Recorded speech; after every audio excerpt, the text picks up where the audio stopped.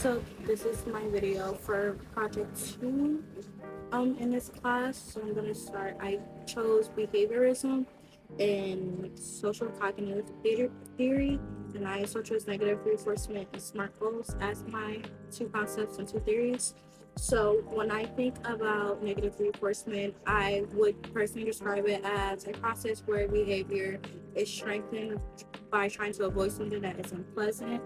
And according to our book, behaviorism is kind of like a theory where our behaviors are learned through interactions in our environment. Um, so if I were to become a preschool teacher in the future, an example I would do or use for negative reinforcement is cleanup time, where like if the child or the children are clean up their toys very quickly and they work as a group within each other, that we won't spend extra time cleaning up their toys, and we will instead do something like going outside. And by taking away the extra cleanup time, it encourages them to clean up quickly so they are able to do other things.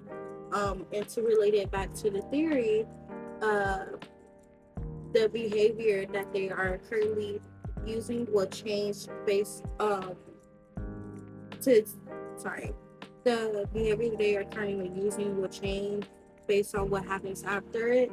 So by removing something that the kids don't like, which for example would be the extra cleanup time, they would begin to do it faster, and they would also repeat it. So they would begin to clean up quickly, and so they are able to have more outside time. So I was not personally familiar with SCT, which is also known as social cognitive theory. Based on our book, it's basically the idea that people learn behaviors through observing others and their environment and seeing the outcome of the actions of other people. When I picked it and did the research on it, I seen that it was pretty similar to behaviorism, and I looked up and I seen that the difference between behaviorism and SCT is that behaviorism is more of you doing it, or it's being done by you, and SCT is more observing other people doing it. Okay. So SMART goals, like I said, SMART goals is the thing I also choose, and it's basically an effective way to clarify an objective, to track your process, and to have a better chance at achieving a goal that you want to achieve.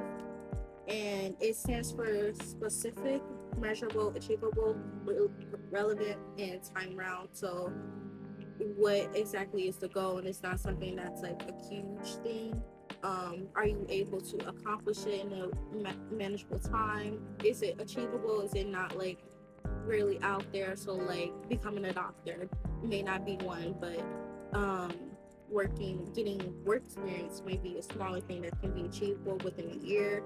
How relevant is it to you accomplishing it and like to your personal like life, whatever? And again, time bounds, like how is it can you achieve it in a manageable time?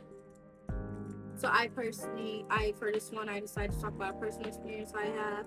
So I'm within my last year of college. I am a fourth year this year, and I am having a hard time figuring out what I would like to do after college, because I unfortunately am not going to grad school, and I want to take a gap year, but I also don't want to lose myself within my gap year. So I'm trying to think of ways that I can continue my career without continue to be stressed out and burnt out, because that's what I'm currently going through.